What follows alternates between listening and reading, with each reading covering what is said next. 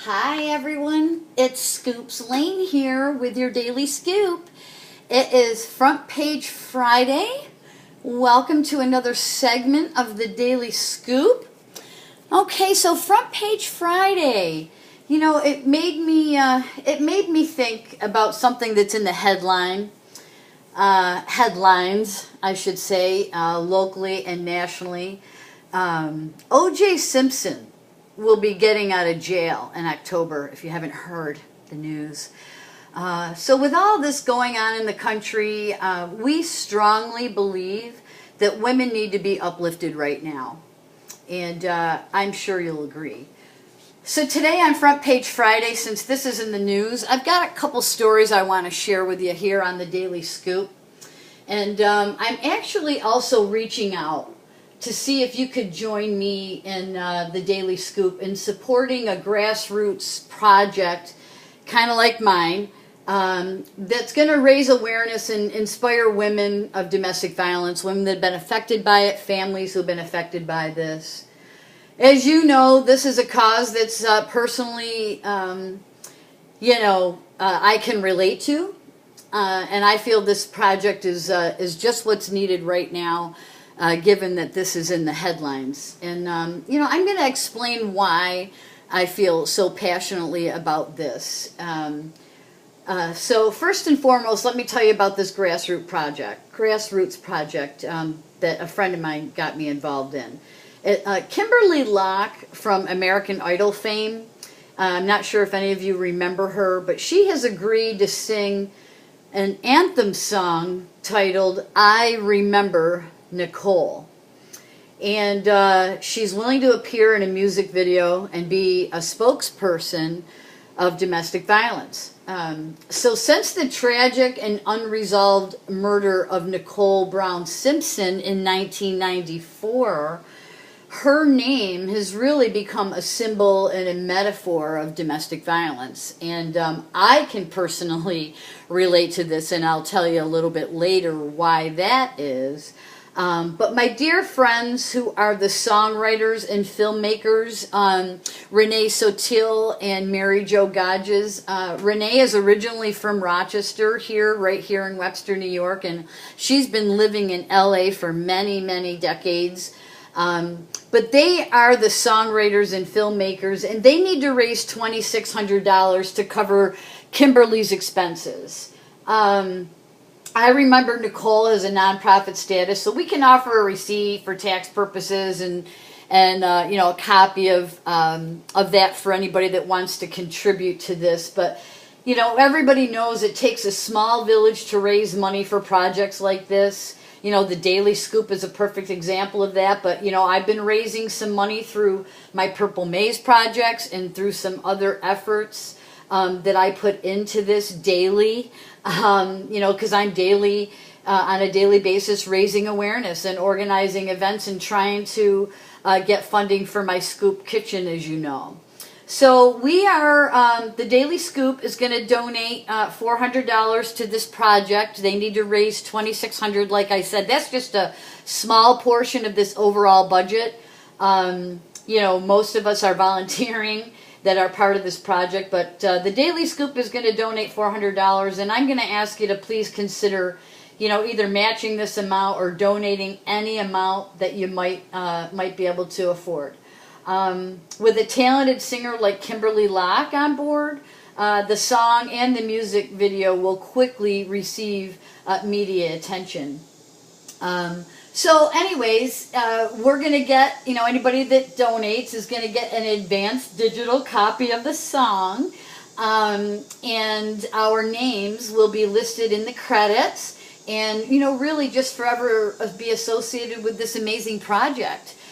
So I just want to thank everybody for your consideration, and if you are interested, give me a call at 585-329-9199 and leave me a message, or send me a private message through my Annie Lane Facebook page or my Daily Scoop Facebook page. So anyways, thanks for sticking with me here. And if I could just digress for a minute, I want to share something that's a little bit more personal here. When I think of OJ being back in the news, and even though he was serving time for a completely unrelated crime, it kind of does bring people back, especially survivors of domestic violence, back to, 1994 and 1995 when we were going through this. So let me share a personal story if I can here. Many, many, many years ago, after a series of threats and attempts on my life by a former partner, I ended up seeking safety and sanctuary and legal support at a local domestic violence shelter right here in Rochester, New York. The support groups I attended were extremely instrumental, not just my stay in the shelter, but, all the transition programs that they offered, to help me rebuild my life after this traumatic experience. Just help me, really move forward in a safe and healing way and recover really from abuse.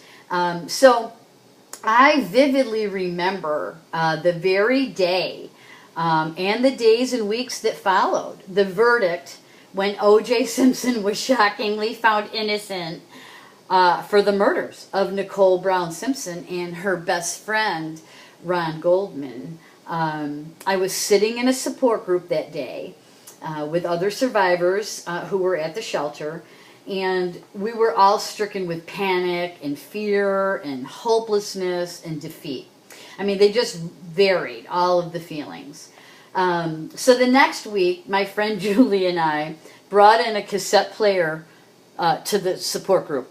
Some of you, if you're young, you probably don't even know what a cassette player is, but we brought in this big cassette player with a big speaker, and when it came around to us to share our feelings of the day, we were kind of in cahoots, and we got up together and we clicked play and we sang and danced and lip synced in the center of the room to I Will Survive by Gloria Gaynor.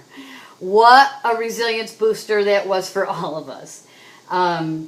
So kind of fast forward 20 something years through this song and this project and forevermore, I will personally remember Nicole Brown Simpson and Ron and all of the victims of domestic violence who have been silenced by someone who they knew and who they loved and who they trusted at one point in time. So, I just want to remind people that every 9 seconds in the United States, a woman is assaulted or beaten by her partner. Domestic violence is the leading cause of injury to women, more than car accidents, muggings, and rapes combined. In Monroe County alone, there are 50,000 domestic violence reports per year.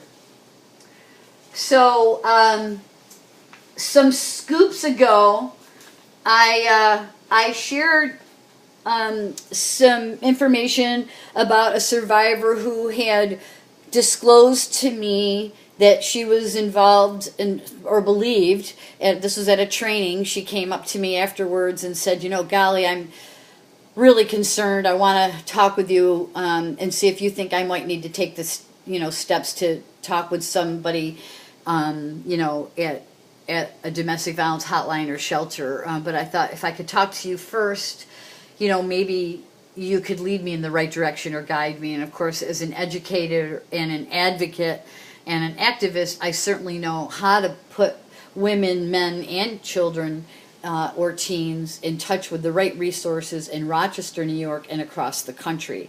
So that's another thing we do here on the Daily Scoop, is we help you understand if this is happening to you and any of this stuff is resonating with you, then please, check out my page, call the national hotline, domestic violence hotline, call your local resources. So they're real easy to find if you just, Google that information. Okay, so, I just wanted to digress for a minute and just share a little bit from this survivor. And like I said many times before, you know, so many of these stories just, they're this, you know, when people, we do our screenings, okay, so let me, you know, ask you these questions, and then based on their responses, we make an assessment on whether or not, you know, they are experiencing domestic violence. And, you know, we talk about a safety plan from that point forward. So at a very minimum, give them resources to reach out to get some help. So I want to share some of the things that, you know, are very similar in many, many relationships. So this is going to resonate with people that might need help right now. And then just some of the things that this particular person shared with me about what was going on in her home and in her relationship for a period of 8 years.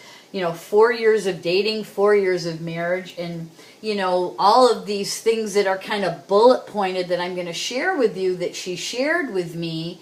You know, by the way, this is a heterosexual relationship. This is a woman who is disclosing what her husband is doing and what she's experiencing in her own home. This is her home. And, you know, you guys, some people who have never experienced this are going to be like, oh my God, this is awful. This actually happened to this person. And then other people are going to be going, oh my gosh, yeah, this sounds familiar. My sister, myself, my mom, my niece has told me this has happened also. So I want to just share some of these things that she shared with me, and also know that, you know, this of course is all the bad news in their relationship and the horrible things that happened to her, but there is a good news story. And the good news, she is out, she is safe for the most part. I mean, the divorce is final, but, you know, we'll talk a little bit about the outcome of, you know, what happened in family court. And this is just where, you know, the education of family court lawyers and judges really comes into play. So we're not going to do any of that kind of bashing, but just the fact of the matter is we need more education. We need more people listening to the Daily Scoop and going into classrooms and learning about domestic violence and all the real complex things that happen when you're talking about what's legal and what's not, and what happens in family court, and you know, this fine line of, you know, what's a crime. But please know that, you know, in family court, judges have a lot more leeway, and, you know, they can make judgments based on the preponderance of the evidence and who they believe, quite frankly. So with a little bit more education, we'll really get our arms around this and get kids safer, okay? So, you know, so for the most part, like I said, she's safe. Her kid is safe when, you know, he's with her, you know. So let's just digress for a moment. I'll explain why we clearly identified that, you know, she needed a safety plan and needed to move forward to separate from her batterer, which who also happened to be her husband at that time. Okay, so here's the bad news part, and then what I'm going to do is read, you know, a poem that she wrote, and, you know, now we're talking about a year or a little bit more into her recovery and into the rebuilding of her life, you know, for the most part on her own. So, okay, so here's some of the things that were going on in their home, and like I said, in their relationship, you know, 4 years of dating, 4 years of marriage. So when she told her husband that she wanted to wait a little longer to have children, he told her on many occasions, I decide when we have children, not you. And he also told her two sisters on separate occasions that he was going to impregnate her whether she wanted that or not. Because again, that was his decision when they were to have kids, not hers. So he also was very sexually aggressive with her in private and in public, and raped her in front of their child. He was also, you know, kind of a drug and an alcohol abuser, but, you know, that was really not well known in the family or friends or with his co-workers and all that. That was kind of like hidden under the carpet. so to speak. And also, I just want to be clear, and you've learned this on the Daily Scoop in the past, that drugs and alcohol don't cause domestic violence, they don't cause rape, they don't cause injuries to women and children. That's not the cause of domestic violence. I mean, it can exacerbate an already violent person and their tendencies, but it does not cause it, and I want people to be clear about that. Neither does mental illness, by the way. So, those are the other reasons why lawyers and judges need to understand and get educated on this, take a class and learn more about this, because